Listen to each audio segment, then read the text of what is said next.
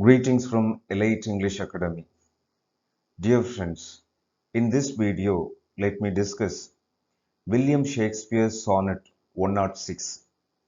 This sonnet is part of PGTRB English New Syllabus 2024. This lesson has the line-by-line analysis of the Sonnet 106, analysis of poetic device, and a few multiple choice questions that can be asked in the examinations. This lesson will be very useful to all the PGTRB aspirants. Stay tuned. This sonnet was published along with other Shakespeare sonnets in 1609. So here he is talking about how the old masters, especially the poets, and how the present writers, and how they are not able to exactly describe the beauty of his fair youth. So the person to whom he is under whom he is, and his pattern literally. So it is written in iambic pentameter. The rhyme scheme is the typical Shakespearean sonnet A B A B C D C D E F E F G G. So this is the typical Shakespearean sonnet rhyme scheme. Now let's analyze the poem line by line. So before learning any poem, the best thing could be read that poem whether you know the meaning or not. So let me follow that strategy. The second step should be looking for the meanings of the difficult words. So first let me read the poem. So when you read the poem, the right words and the structure will enter your mind, and also the rhyme rhythm followed by the poet will enter your mind. So now let me read the poem. When in the chronicle of wasted time, I see descriptions of the fairest wights, and beauty making beautiful old rhyme in praise of ladies dead and lovely knights. Then, in the blazon of sweet beauty's best, of hand, of foot, of lip, of eye, of brow, I see their antique pen would have expressed even such a beauty as you master now. So all their praises are but prophecies of this our time, all you prefiguring, and for they looked but with divining eyes. They had not skill enough your worth to sing. For we, which now behold these present days, have eyes to wonder, but lack tongues to praise. So now, from my reading, two difficult words can be identified. Step 2. Weight refers to the old usage, so which refers to people. So people. And then in blazon. So this is an interesting thing. So blazon refers to it is the basically it is derived from it is a poetic device actually derived from the French word, and it is about cataloging the physical attributes, especially women. So whenever you just describe a woman with the physical features of woman, that technique poetic device is called blazon. Shakespeare is very skillful enough to use the word blazon itself to juxtapose the name of the poetic device and what it refers to. Now let's go for the line by line analysis. So this poem, it can be divided into three quatrains and a couplet. So this is one quatrain, four lines, second quatrain, third quatrain, and couplet. So already I have given the rhyme scheme. When in the chronicle of wasted time, I see descriptions of the fairest weights. So when in the chronicles of time, so chronicles of time, in one way, this can be considered as metaphor, right? So chronicle of wasted time can be considered as metaphor. because it refers to the people's wasted effort, the poet's wasted effort. When in the Chronicle of Wasted Time I see description of the fairest wits. So many poets in the past, so they have used the chronicles, right? They have used the poetry to describe the beauty of the people, especially women, and beauty making beautiful old rhyme. They were making beautiful poetry in praise of ladies, dead and lovely knights. But whoever were praised, whomever were praised, they are dead, and the ladies and knights, they are dead. So the first four lines convey that. So how the poets of the past wasted their time to describe the beauty of the ladies and knights who are no more available. Now we are moving to the second quatrain. Then in the blazon of sweet beauty's best, of hand, of foot, of lip, of eye, of brow, I see their antique pen would have expressed even such a beauty as you master now.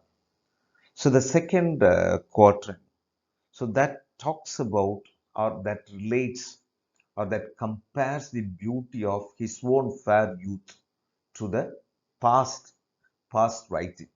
So as I already mentioned, so the poetic device blazon is employed here. Blazon refers to, that is the attribute describing the attributes of a woman or anybody. So another poetic device, let me point out.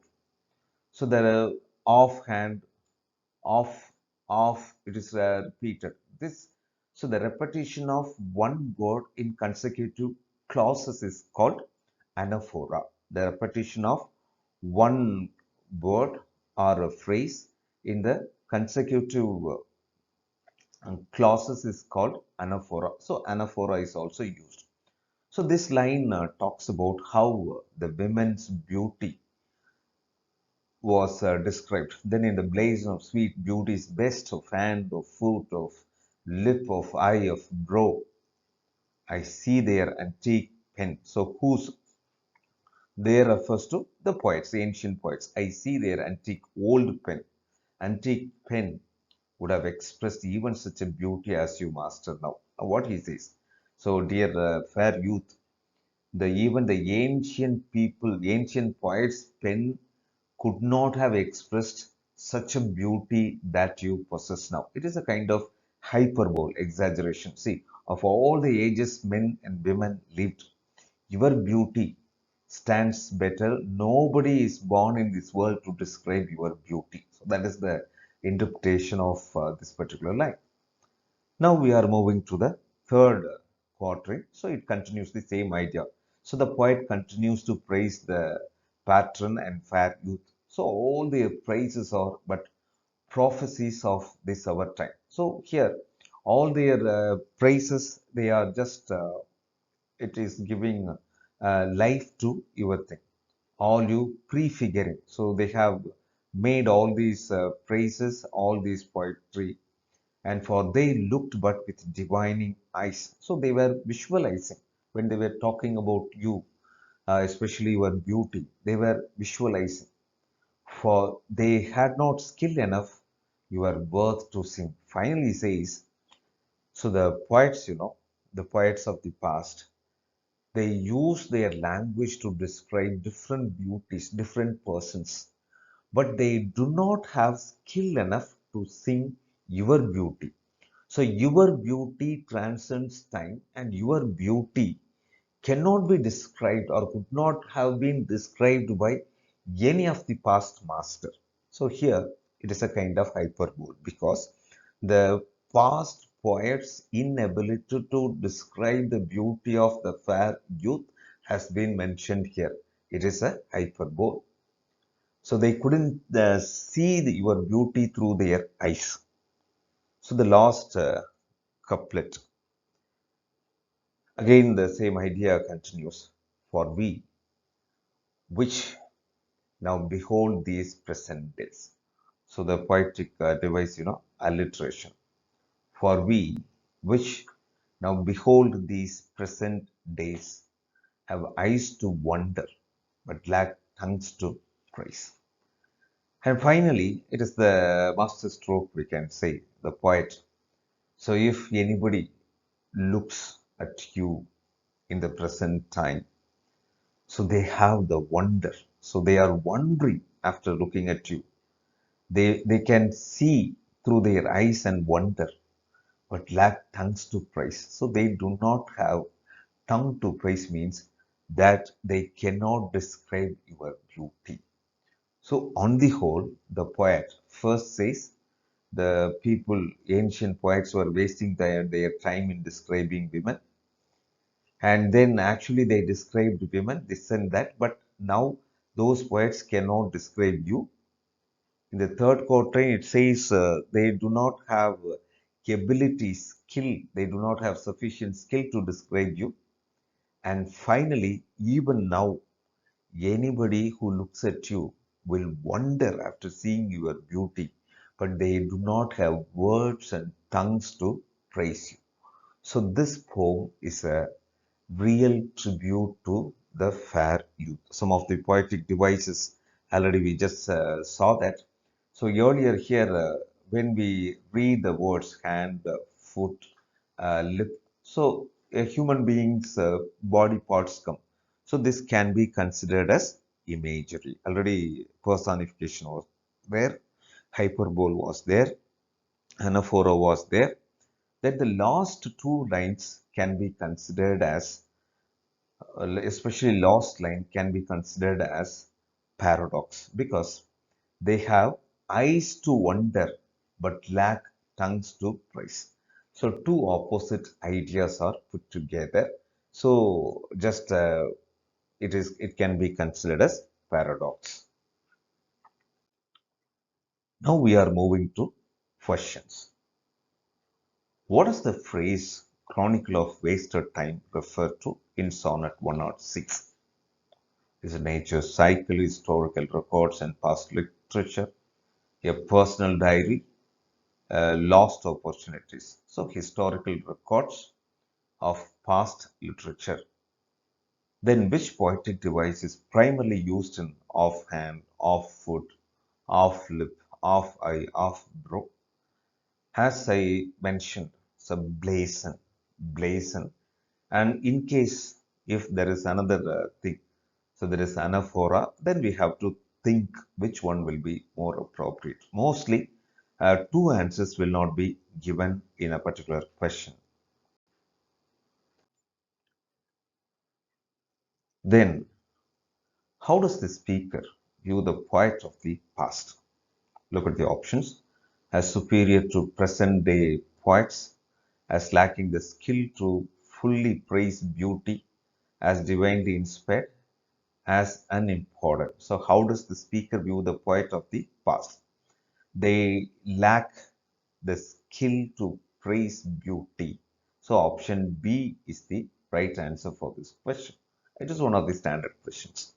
What is the tone of the poem? Is it melancholy, reverent and admiring, critical and harsh, humorous? So, just from the discussion, so you can easily understand it is a kind of admiring poem, right? Reverent and admiring. What literary device is evident in beauty making beautiful old rhyme? Beauty making beautiful old rhyme. So it is personification. So personification will be the most beauty is personified. The human uh, attribute is given. Dear friends, I hope this video was useful for your exam preparation. I will meet you through another video lesson. Thank you. All the best.